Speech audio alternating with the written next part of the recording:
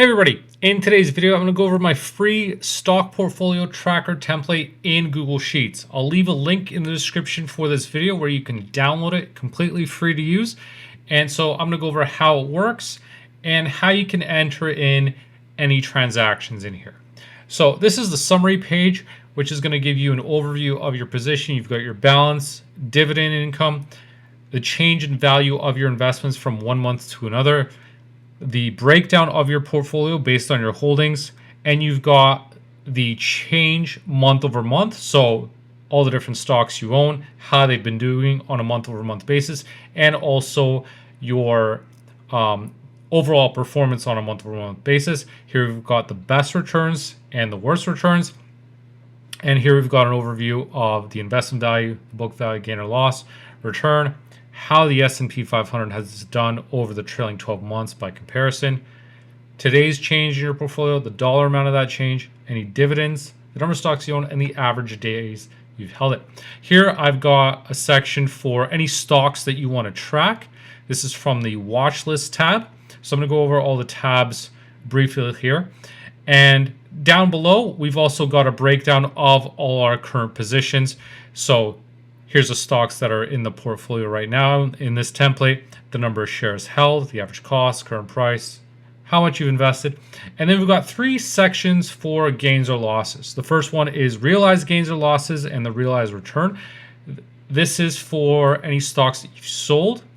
And unrealized is for stocks that or positions that you haven't sold yet. So if we've sold some of our position in the video, but are holding another piece, then you'd have an amount in this section and also in this section. And the total gain or loss is going to combine that. And then any dividends we've collected, the number of days you've been holding it for. And so if for tax purposes, let's say you need to hold it for 365 days, or let's say you want to enter 500. Now it's going to highlight any of your holdings that are below this threshold. Now, if you don't want to use it, you can just hit delete. But this is just if you need to make sure that you're holding stocks for a specific period before selling them, just to make sure for tax purposes you don't run into any issues. And then here we've got percent from break even. So if your stock is down, so like in this example here, I've got an average cost of $400 for Alphabet stock, but the current price is $315. And so this tells me how much it would have to rise to get the break even. So I find this is a useful metric just to give you an idea of really how far away you are from hitting break even to see whether you think it's realistic. It gives you just another metric to look at and consider to see, is it worth selling or how probable that is for it to rise. Because a stock that's down, 50% may seem it's only 50%, but for you to get to break even, it effectively has to double in value. So it's just another way where you can look at your investment to see how far away it is from break even. And then we've got the percent change from the previous day and the dollar change from the previous day as well. So a lot of information on this summary sheet. So I'm going to show you how we can enter this in. So the very first tab I have is the guide, and this is going to walk you through what each tab is for. So I put notes on what not to do. Do not enter any table rows from the activity sheet, which is a very key one because that has all the transactions. For the watch list tab, list any stocks you have. So here, if we go onto here, these are stocks that you can change these values in column A. Column B is automatically being populated, so we just want to change the values in column A. And the stocks that are entered here are going to populate on this summary page, and they're going to go in order from best performing on the day to worst performing. And so depending on the number of stocks that you enter, that's going to determine how many are going to be able to fit on here. Just the best performing ones are going to show. So they're automatically sorted. So for the watch list, just modify the values in column A and the rest will update.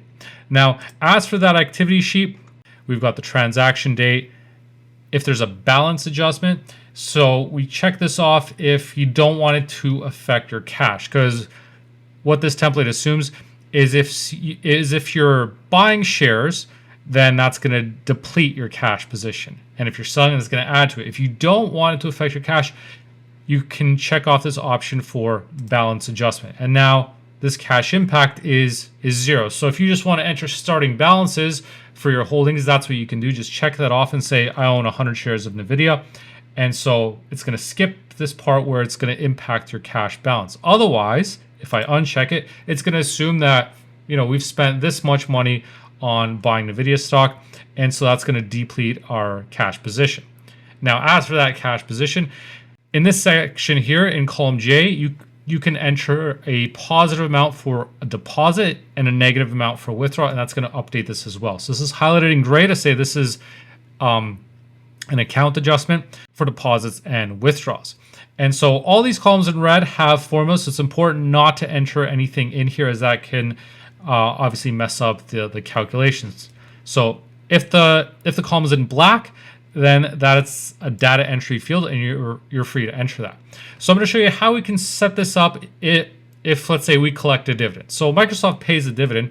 So let's say January 1st, 2026, and I'm going to type in Microsoft, and I'm going to skip over the quantity price commission because I'm just entering in dividends. So I'm going to say, let's say I got $100 in dividends. It's going to highlight that green.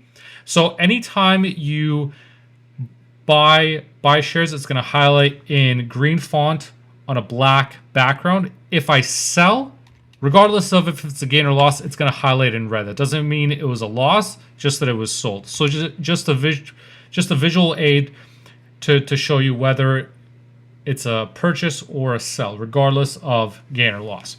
So I've got this $100 dividend from Microsoft. So if I go to the summary page here, now you can see I've got that $100 in here, and that updates this dividend as well. So it's going to show the dividend for the last 12 months. So you can track it here and also see your total dividend. So it's going to look at the trailing 12 months.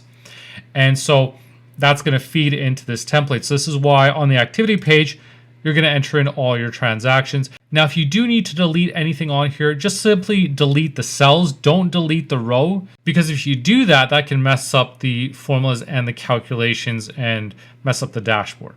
So if you do need to make changes, just delete the cells, change them, but avoid actually deleting the table rows. Now, the next tab is the price history. You don't need to worry about this one unless there is an actual error. Now, this sheet you'll mainly use if you need to manually override an error.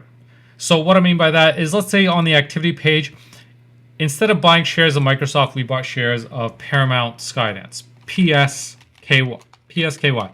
And so it only began trading recently. It switched over from Paramount. And if we go to price history, now we're going to get these errors. And you're going to see that it says error found here. And on the summary page, you'll also get this indicator saying errors found on the price history sheet. So you want to go back in here.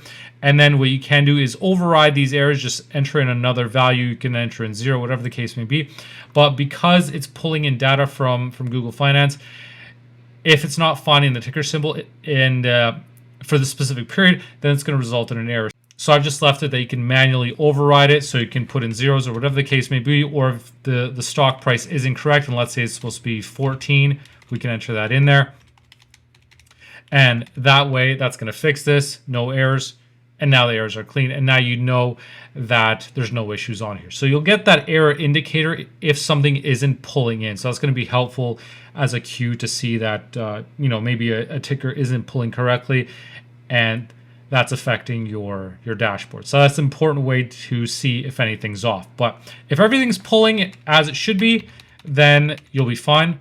So that's just if the ticker symbol isn't recognizing in Google Sheets. And that'll be your hint that either ticker symbol has changed or that maybe you've not entered it correctly or in the right format. When in doubt, just go to the Google Finance page, not Yahoo Finance, and follow the setup that they have on there. So look at the prefix that they have. So if you're dealing with something like on the Toronto Stock Exchange, it'll be TSE : and then your ticker symbol. So depending on how Google Finance has it set up, that's what you want to follow to make sure that it's pulling in correctly, because of course this is pulling data from Google Finance, not Yahoo Finance. So that's an important thing to keep in mind as well. So that's an overview of my template. Let me know if you have any feedback, comments, or suggestions to make it better. And please try it out and let me know what you think. Thanks for watching.